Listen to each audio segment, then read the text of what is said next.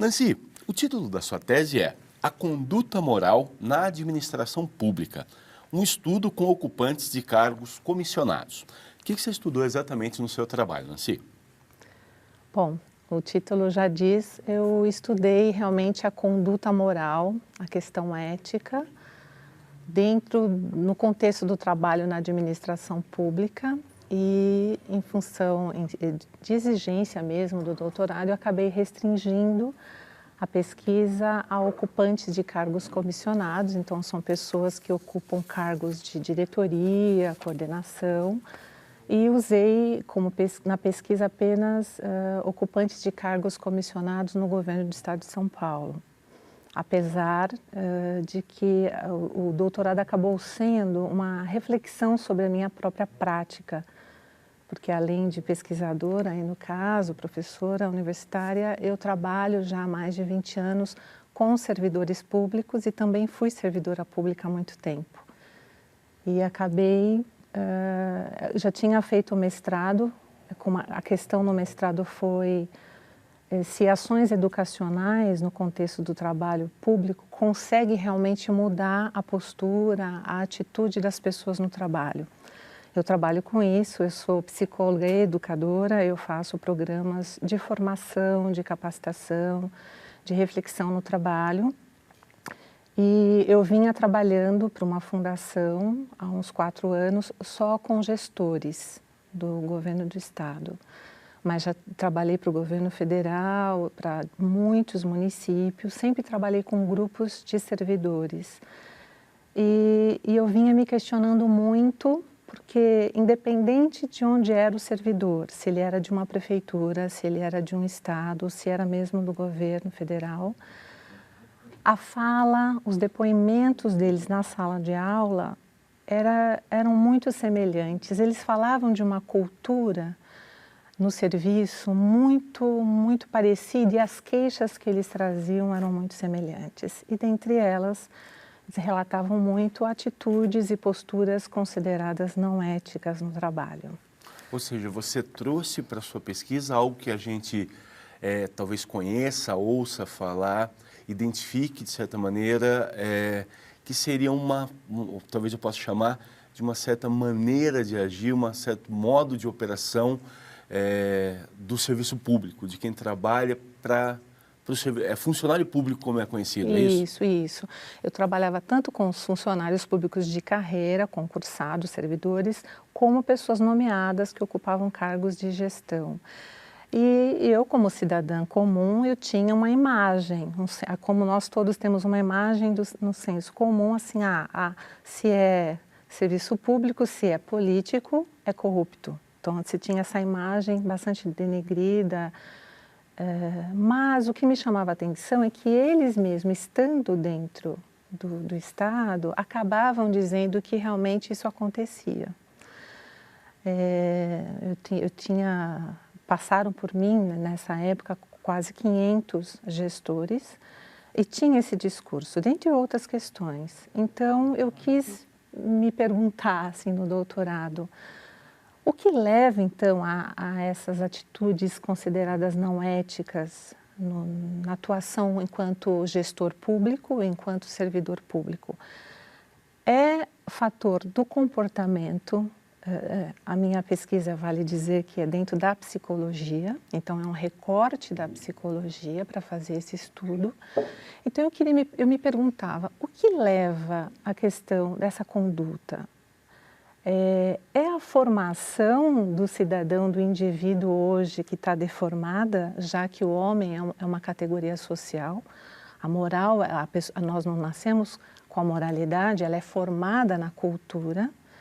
Será que essa sociedade está formando pessoas com esses desvios morais?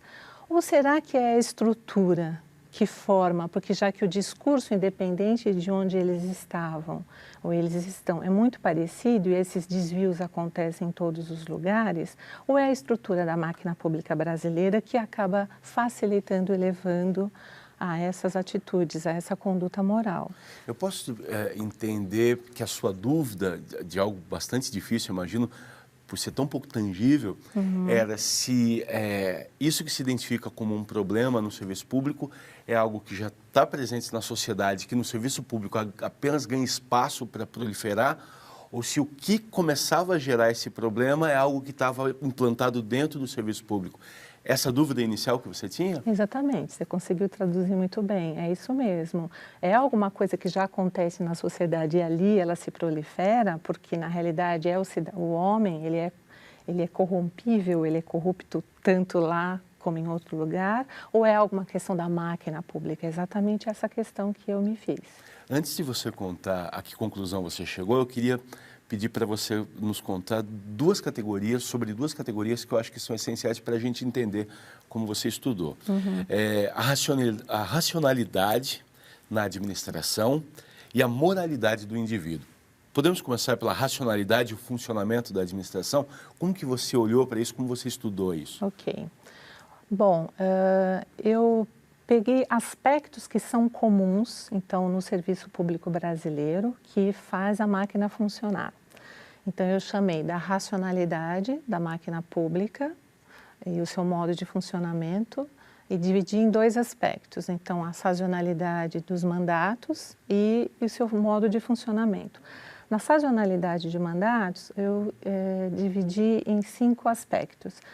Então, a própria periodicidade dos mandatos. De que forma que a periodicidade de mandatos, ela repercute na conduta.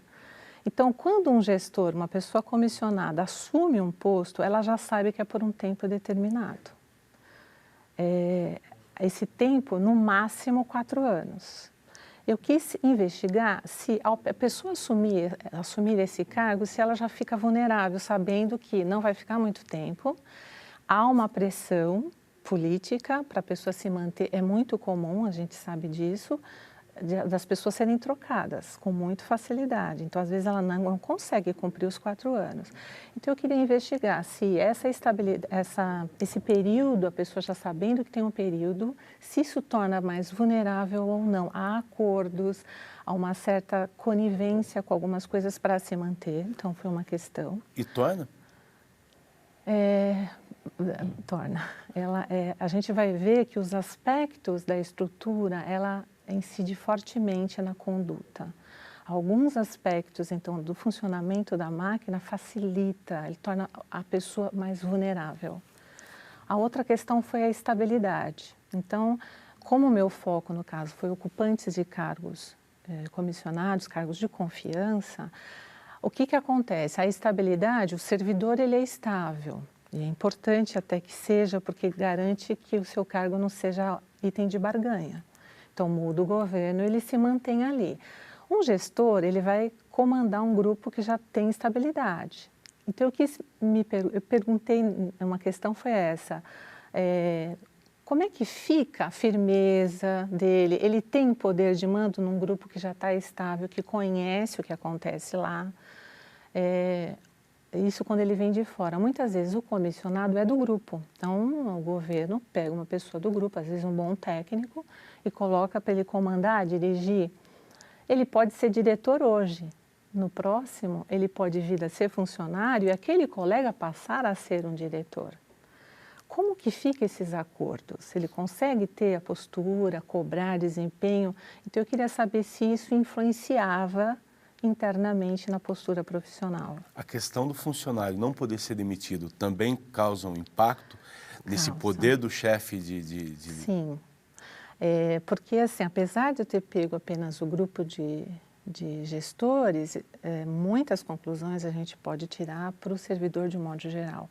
A estabilidade, ela tem duas facetas. Ela garante uma tranquilidade para o servidor que é importante para não haver essas barganhas, mas, por outro lado, gera uma acomodação. Então, o índice de insatisfação no serviço público é muito alto. E problemas de saúde, Então, a não ter progressão, aí tem outras consequências, mas não há uma avaliação de desempenho, não há muita preparação para esse servidor, muitas vezes ele fica encostado. Os novos governos, muitas vezes, não valorizam a história desse servidor ali. Então, vem um governo, o que existia antes é apagado e vai se começar tudo de novo. Então, eles vivem um começo sem fim. Um projeto que não termina, algo que não se conclui, não tem retorno. Então, há um nível muito grande de insatisfação e, às vezes, há uma guerra de poder. Por quê? O servidor tem o conhecimento e, muitas vezes, isso é item de disputa interna. Então, chega um gestor novo, principalmente se ele vem de fora. Geralmente, tem resistência, eu não aceito quem é esse cara. Muitas vezes, a pessoa que ocupa um cargo também tem preconceito em relação ao servidor, muitas vezes esse ambiente é de conflito, precisa fazer muitos acordos, negociações, então eu quis ver o quanto haveria de concessões, já que existe um poder na mão do servidor estável. E a pessoa que está chegando também, ele tem a pressão política das pessoas que o indicaram e também tem a resistência, muitas vezes, dos funcionários que estão ali na máquina. E esse gestor tem um poder limitado, por exemplo, ele não pode dispensar o funcionário. Não pode. É muito comum dentro do Estado você dizer assim, colocar à disposição. Então, assim, eu não me dou bem com o funcionário, eu não vou com a cara dele, eu coloco à disposição.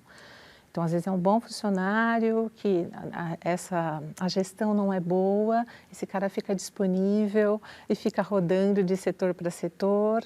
O gestor, ele não tem muito poder na gestão das pessoas. O Estado limita isso, sempre assim, para tentar garantir essa estabilidade do servidor, mas também assim, a relação ela é pouco profissional.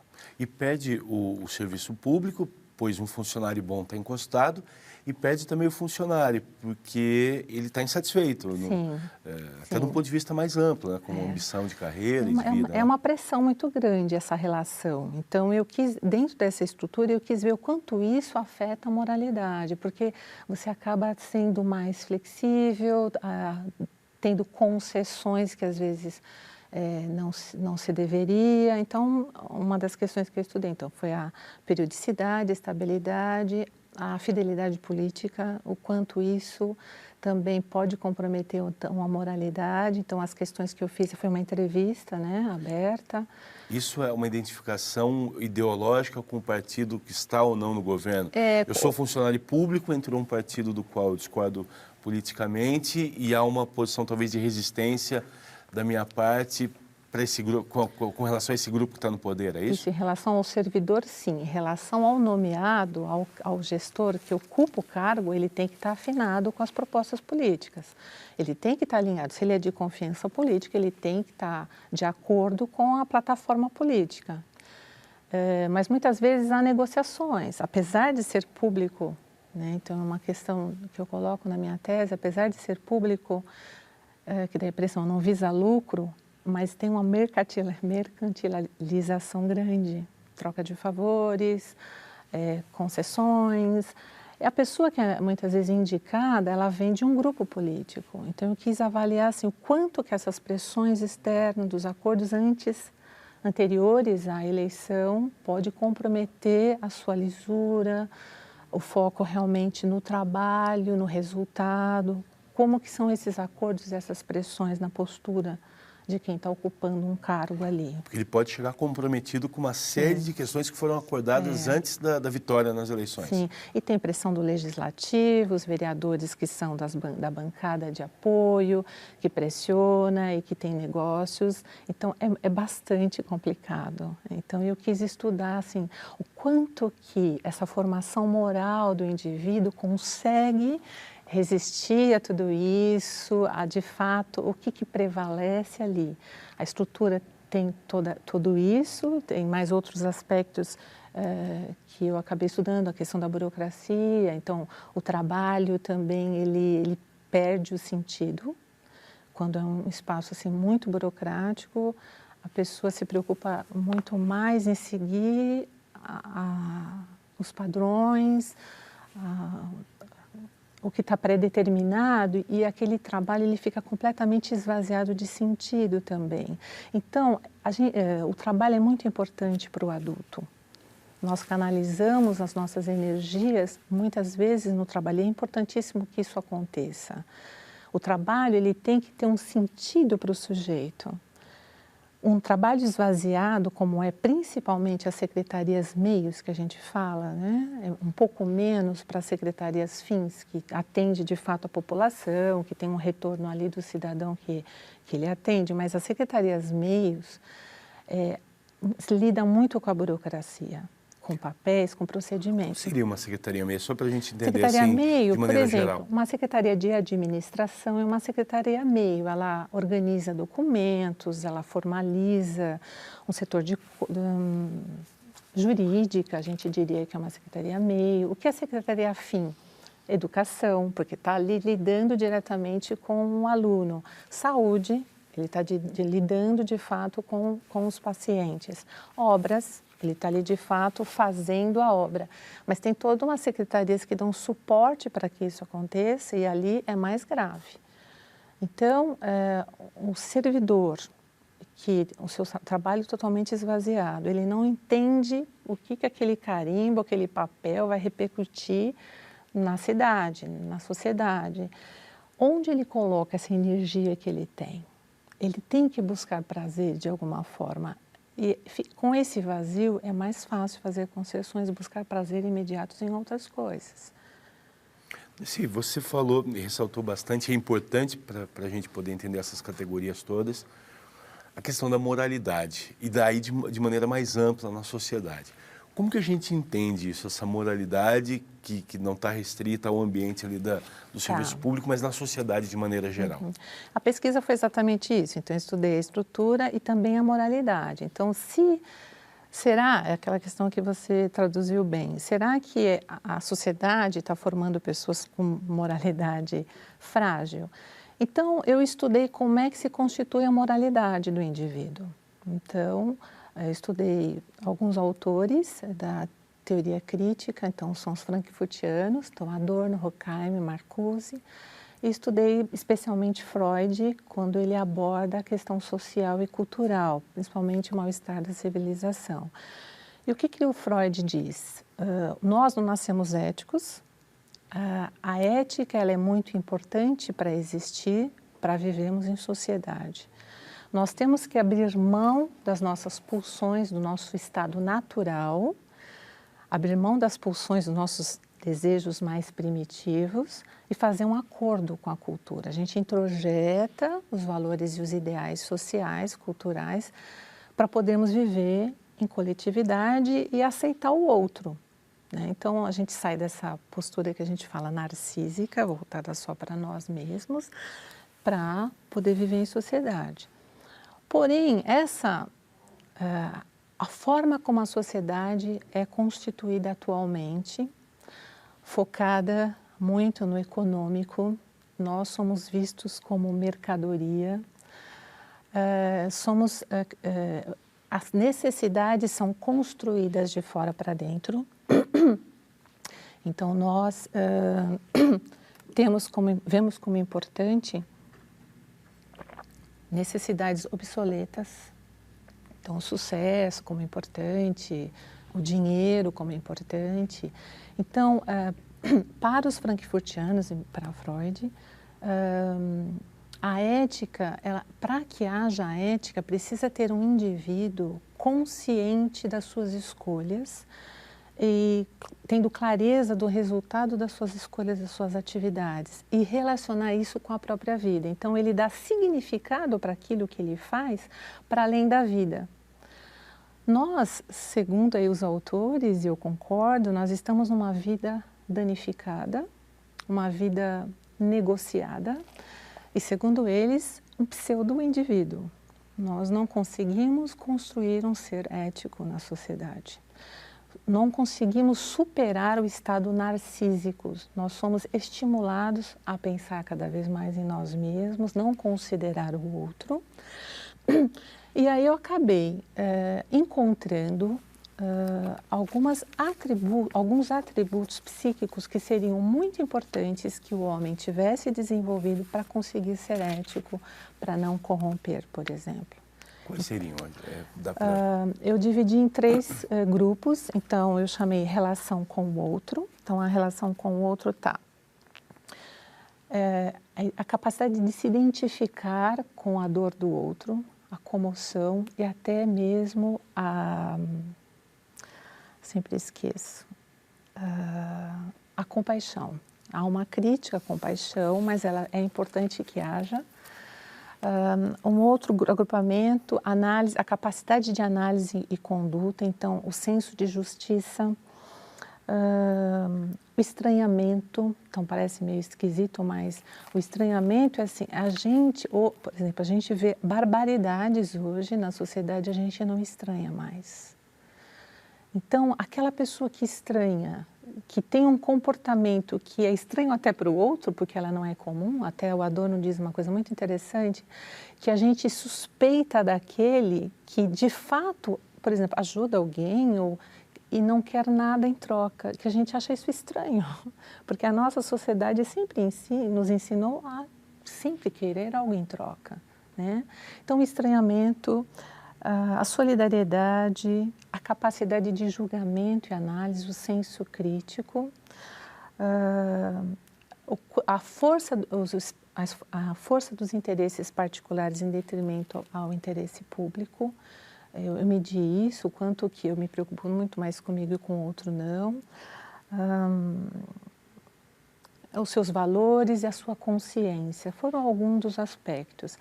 Então, na pesquisa eu avaliei, esses aspectos da estrutura e os aspectos da moralidade individual, como é que era a força dessa moralidade diante da força da máquina e da força da sociedade.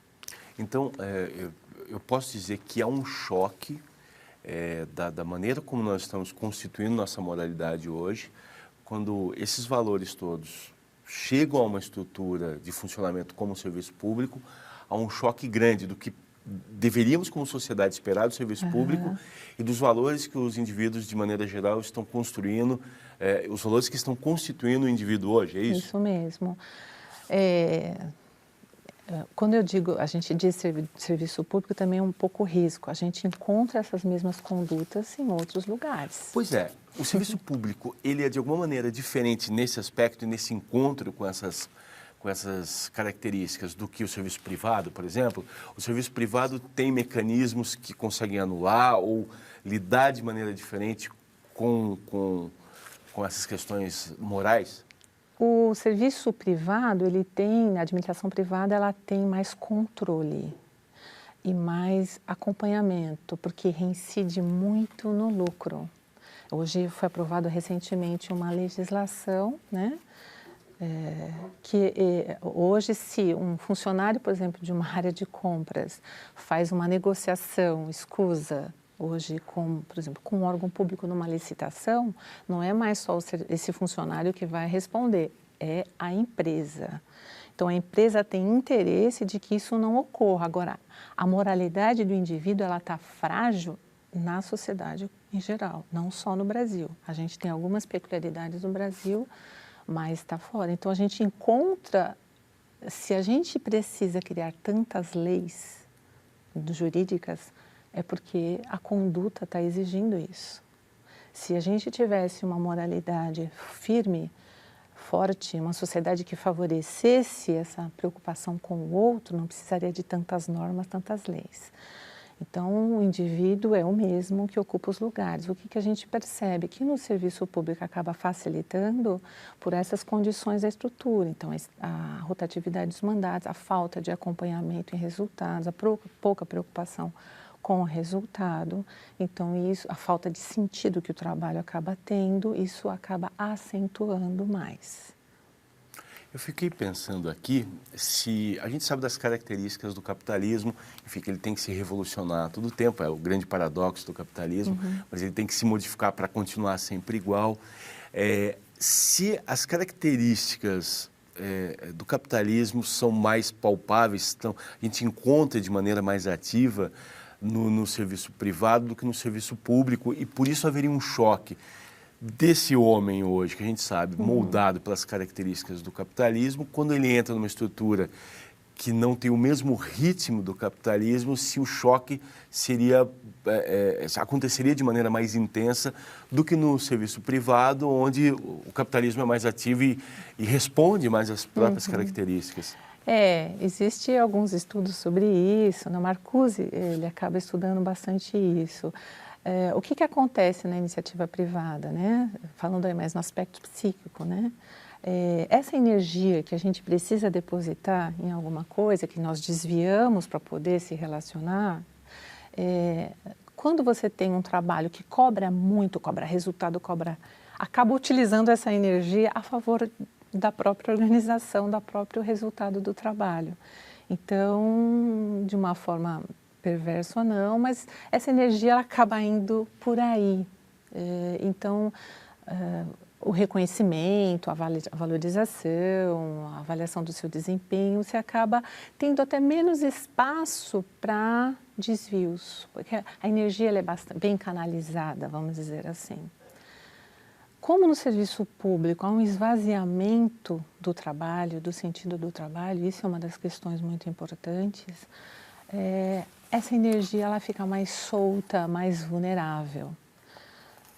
Tanto que nos resultados que eu obtive, as pessoas que eu entrevistei e que eu venho encontrando aí no meu trabalho, que se identificam e que vê sentido na finalidade do trabalho que ela exerce, ela é muito menos vulnerável à corrupção. E eu encontrei isso com mais facilidade em pessoas que trabalham em secretarias fins, que eu te falei.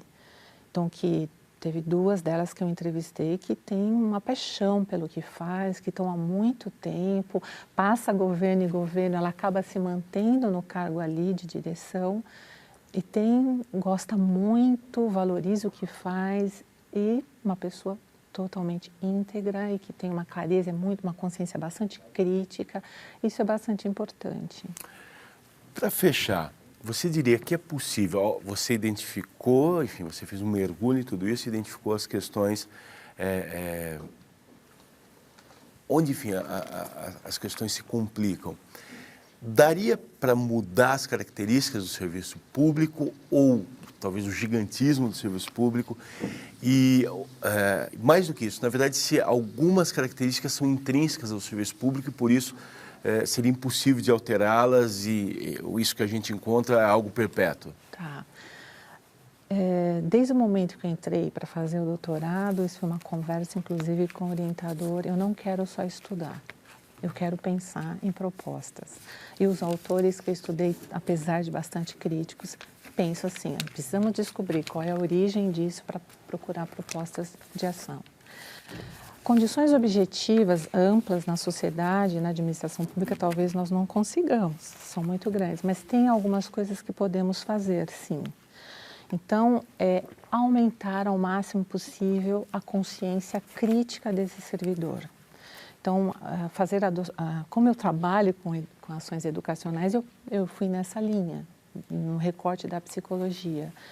Fazer ações educacionais, desenvolver ações educacionais formativas que ampliem a consciência crítica. Viabilizar que a pessoa compreenda, tenha consciência da finalidade do trabalho que ela faz e do fim para que ele existe.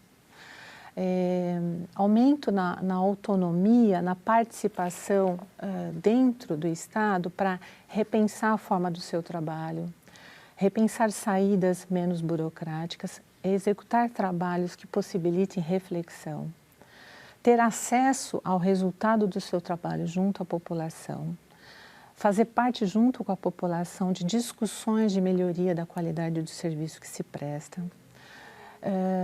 dar mais autonomia, mais participação, mais reconhecimento, e mesmo questões sociais, levar questões sociais para discutir, condições objetivas que acabam construindo, colaborando para o modo dele pensar. Então, eu entendo que melhorando a consciência crítica e dando sentido para o trabalho que ele realiza, a gente não vai conseguir mudar condições assim estruturais, mas a gente vai possibilitar mais autonomia e mais governabilidade nas atividades que as pessoas desenvolvem. Então, nos seus pequenos atos, gerar diferença e ter um Estado que preste melhor serviço.